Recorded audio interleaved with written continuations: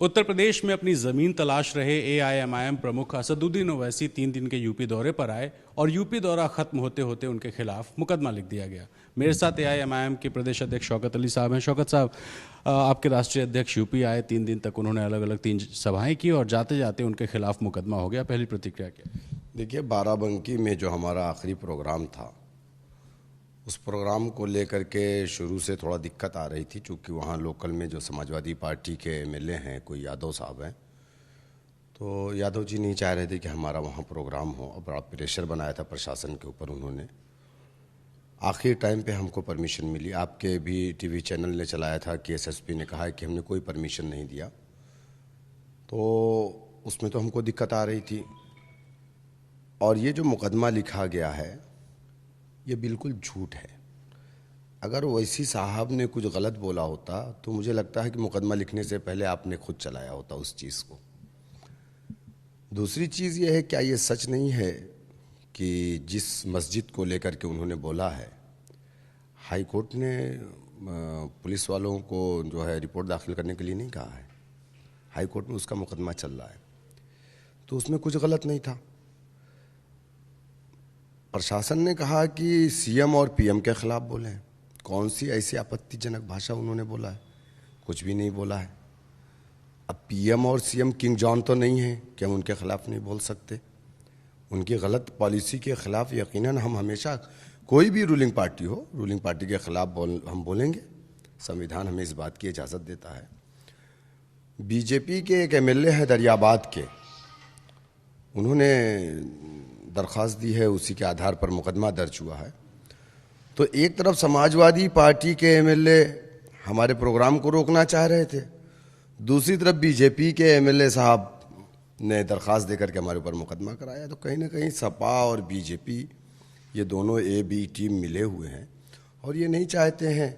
आपको सब कहते हैं आप बीजेपी की टीम है, आप सपा को कह रहे हैं कि वो ए और बी टीम है, भाजपा के साथ मिले हुए हैं। हो क्या रहा है सर? भाई, नरेंद्र मोदी जी मेरे दरवाजे पे नाश्ता या खाना खाने नहीं आए थे, वो इसी साहब के यहाँ नहीं आए थे, अखिलेश यादव के घर पे आए थे।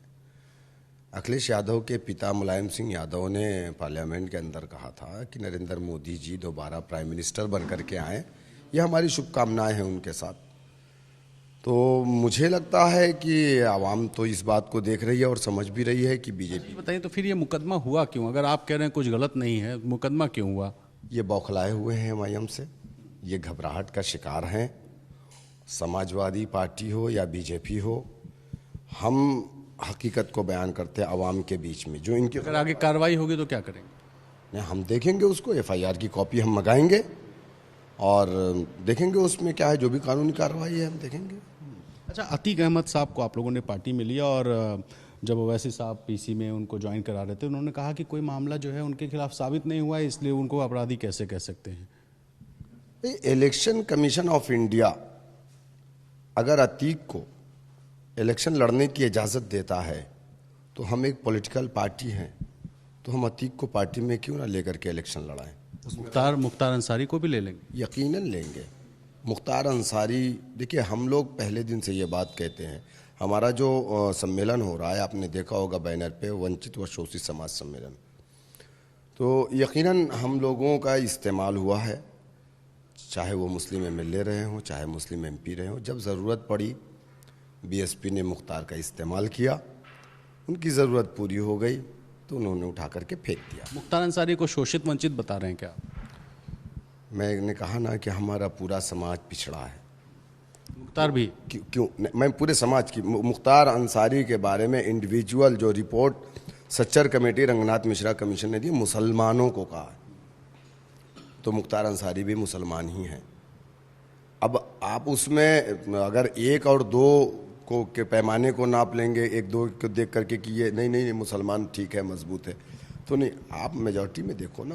बीएसपी प्रमुख मायावती ने ट्वीट किया, कहा कि मुख्तार अंसारी अपराधी किस्म के हैं, इसलिए उनको टिकट नहीं दिया जाएगा।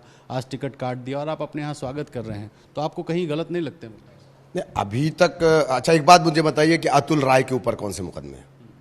376 के मुकदमा है कि नहीं है? जिस महिला ने मुकदमा कराया था, उस महिला ने आत्महत्या कर लिया। वो क्या है, दूध का धुला हुआ है अतुल राय?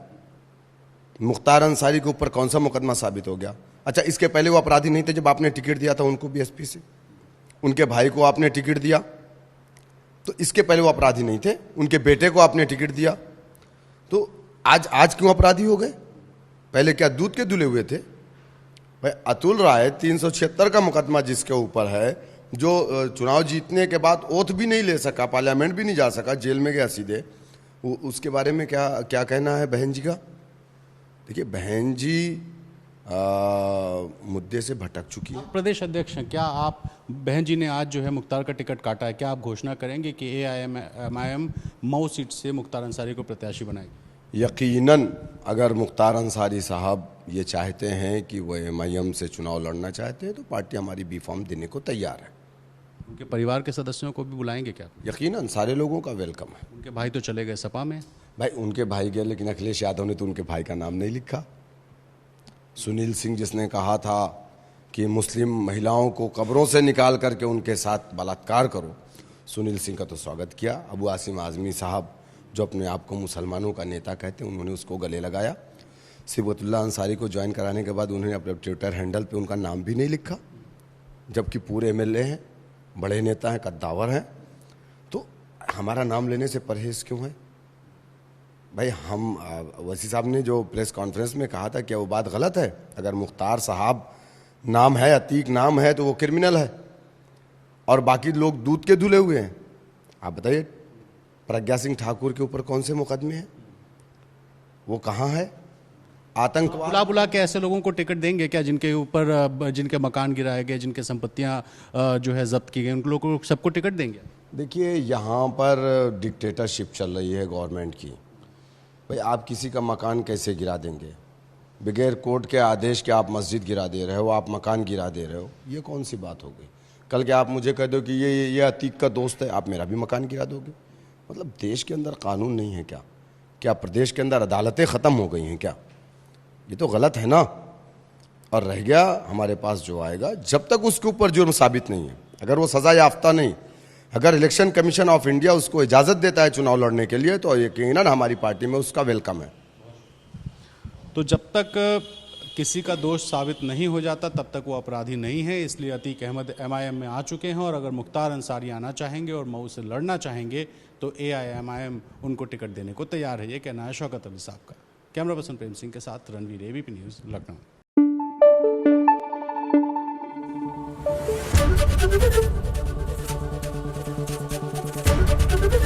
ABP न्यूज़ आपको रखे आगे।